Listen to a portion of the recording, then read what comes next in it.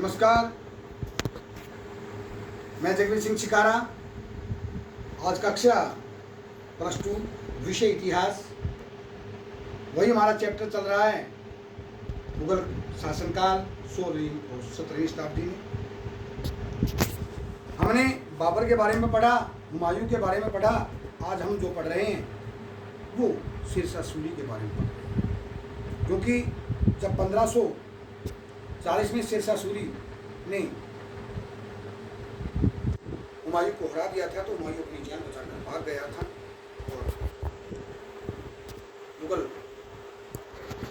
कुर्सी पर शेरशाह सूरी बैठे। इसके बारे में पढ़ेंगे। भारतीय इतिहास में शेरशाह सूरी भी का नाम भी बहुत प्रसिद्ध है। द्वितीय अफगान राज्य की स्थापना का श्रेय शेरशाह सूरी को जाता है। इसका प्रारंभिक नाम फरीद खान था। वह एक जागीरदार हसन खां का बेटा था। वह अपनी वीरता तथा योग्यता के लिए दिल्ली की गद्दी पर जा बैठा। 1540 से लेकर 1545 तक लगभग 6 वर्षों तक इसने शासन किया। शेरशाह सूरी न केवल एक महान विजेता था अपितु एक योग्य शासन प्रबंधक भी था। उसका नाम भारतीय इतिहास में उस द्वारा शासन प्रबंध में किए गए प्रशासन सुधारों के लिए आज भी विश्वविख्यात है। इसका शासन प्रबंध इतना सफल था कि आने वाले कई शताब्दियों तक कुछ परिवर्तन के साथ लगभग उसी रूप पर शासन चलता रहा। कोई खास बदलाव नहीं किया गया। Doctor R.C. मजूमदार ने ठीक कहा है कि शेरशाह एक ऊंचे दर्जे के प्रशासकीय प्रबंध का निर्माता था। आज इसके शासन प्रबंध के बारे में पढ़ेंगे। वह उसका केंद्रीय जो शासन प्रबंध था उसकी मुख्य विशेषताएं इस प्रकार हैं।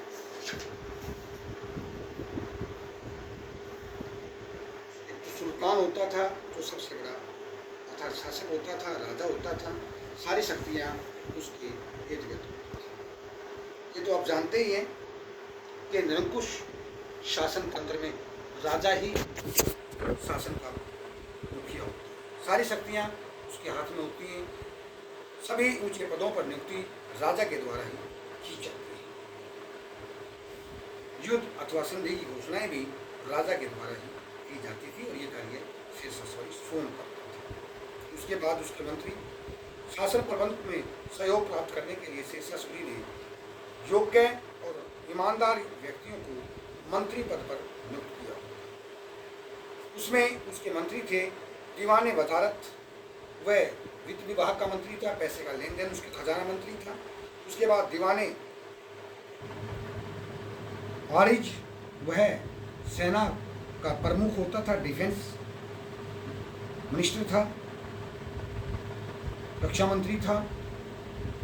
और दीवाने रसालत उसके वो फॉरेन मिनिस्टर था, अर्थात विदेश मंत्री था। सारे मामले उसके अधीन होते थे, जो भी फैसले लिए जाते। उसके बाद है दीवाने इंशा, वह देश का होम मिनिस्टर, जिस तरह आज भारत के गृह मंत्री जो हैं वो अमित शाह जी हैं, इसी तरह एक गृह मंत्री का पद हुआ करता, होम मिनिस्टर भी हुआ करता था। वह सारे शाही आदेशों को प्रांतीय तथा अन्य संबंधित अधिकारियों के पास भेजता था और सभी सरकारी घोषणाओं का निरीक्षण भी करता था। उसके बाद होता था दीवाने बरीद, वह जिस तरह आज हमारी CBI है, रा है, इस तरह एक जासूसी विभाग का वो प्रमुख मुखिया होता था। वह राज्य के सभी घटित घटनाओं में की सूचना शेरशाह सूरी तक पहुंचाता था और वह राज्य के महत्वपूर्ण स्थानों में अनेक गुप्तचरों की नियुक्ति भी करता था। मतलब IB था, इंटेलिजेंस ब्यूरो विभाग। उसके बाद दीवाने कजा, वह राज्य का न्याय मंत्री होता था। वह सारी न्याय व्यवस्था उसके अधीन होती थी और सभी कार्यों के विरुद्ध या निचले न्यायालयों के विरुद्ध अपीलों की सुनवाई करता था। उसके बाद उसका जो सरकारों का शासन प्रबंध था उसकी सुविधा के लिए शेरशाह सूरी ने अपने साम्राज्य को 66 सरकारों में 66 प्रांतों में बांट रखा था। प्रत्येक सरकार में 2 मुख्य अधिकारी होते थे, एक सिकदार ए सिकदारन और मुंसिफ ए मुंसिफान। एक होता था मुंसिफ, जो सिकदार ए सिकदारन था, उसका कार्य शांति कायम करना, वह परगने में सिकदारों पर नियंत्रण रखना, और जो मुंसिफान था उसका मुख्य कार्य लगान इकट्ठा करना, वह अपने संबंधित अधिकारियों की, निचले अधिकारियों की देखरेख करना, वह सभी दीवानी मुकदमों का निर्णय भी वही करता था। उसके बाद परगनों का प्रबंध था, सिकदार, मुंसिफ, गांव का शासन प्रबंध गांव के मुखिया में होता था। गांव सबसे छोटी इकाई होती थी और छोटे मोटे झगड़ों का निपटारा वहाँ गांव की पंचायत मुखिया के माध्यम से कर लेती थी। न्याय प्रबंध की व्यवस्था आई तो शेरशाह सूरी न्यायप्रिय शासक था। न्याय की समानता उसके शासन काल का बहुत ही प्रमुख आदर्श न्याय था। वह अपनी प्रजा को न्याय देने के लिए सदैव तैयार रहता था। वह कहा करता था कि न्याय सबसे बड़ा धार्मिक कार्य है और उसे काफिर और मुसलमान राजा समान रूप से स्वीकार करते हैं। वह कानून की उल्लंघना करने वाले व्यक्ति को क्षमा नहीं करता था, उसमें चाहे कोई सरदार हो या कोई निकट संबंधी हो।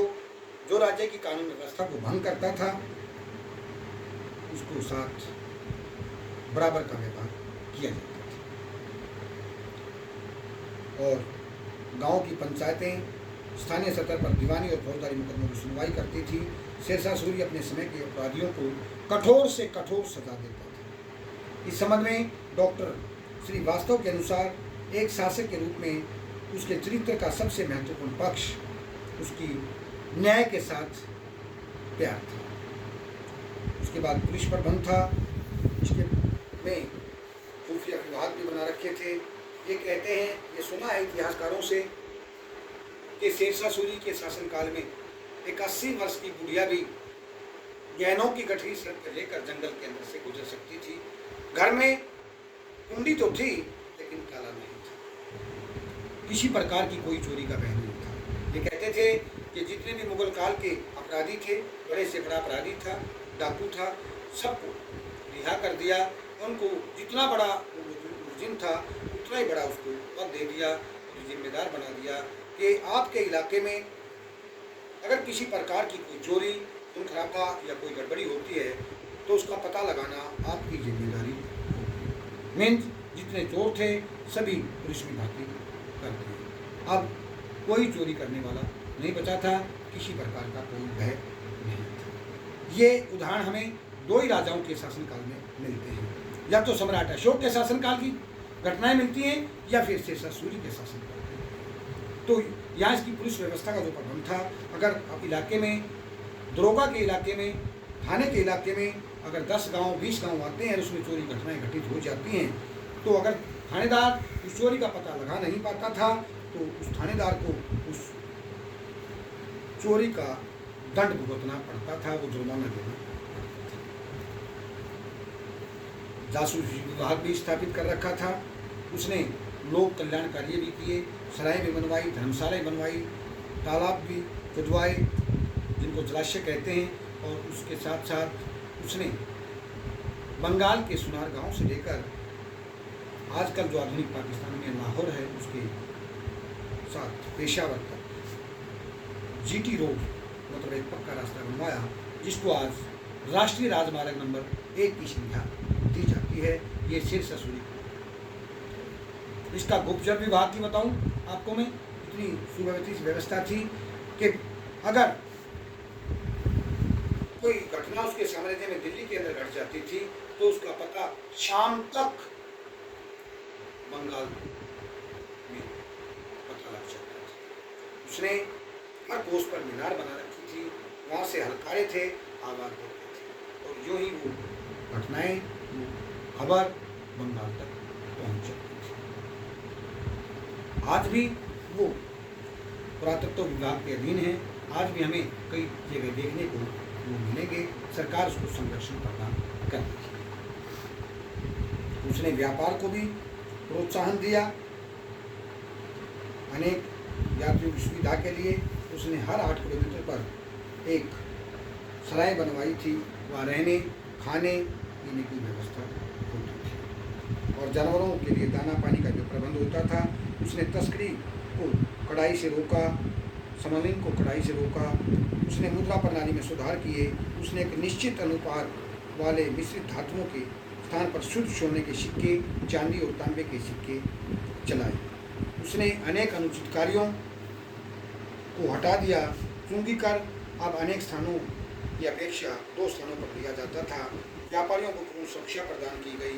यदि मार्ग में किसी व्यापारी को कोई हानि होती थी तो राज्य की ओर से उसी सामान की, उसकी हानि की क्षतिपूर्ति की जाती थी। उन्हें संपूर्ण साम्राज्य में एक से एक मानक बाट व नापतोलों का एक व्यवस्था कर दी गई। मतलब हर जगह एक जैसी मापतोल शेषासुरी के राज्य में थी। इसके अलावा उसने और भी भूजा संबंधी सुधार किए, सैनिक सुधार किए। अब उसने अलाउद्दीन खिलजी की तरह, जिस तरह अलाउद्दीन खिलजी ने आगे चल के किया था, इसने भी घोड़ों को दागने, आइडेंटिफिकेशन सैनिकों की, क्योंकि जो सामंत लोग होते थे वो किराए के भाड़े के सैनिक रखते थे, तो पढ़ने को दे देते थे, उनकी नीति लड़ने का ढंग नहीं होता था। इसलिए इन्होंने जितने भी सैनिक होते थे उनकी एक पहचान दी, उनके चेहरे का रखा गया, पुलिया रखा गया और घोड़ों पर दाग लगाया गया कि वो शाही सेना के घोड़े हैं। तो इस तरह उसने अनेक सुधार किए। हम अंत में यही कह सकते हैं, डॉक्टर J.N. चौधरी के अनुसार शेरशाह मध्यकालीन भारत के महान एवं सबसे कुशल शासन प्रबंधकों में से एक था, जिसका जिक्र आज भी वर्तमान में गाया जाता है, जिसके चर्चे आज भी चलते हैं। कल फिर आपके सामने एक नई वीडियो लेकर हाजिर होंगे। तब तक के लिए आप चाहते हैं।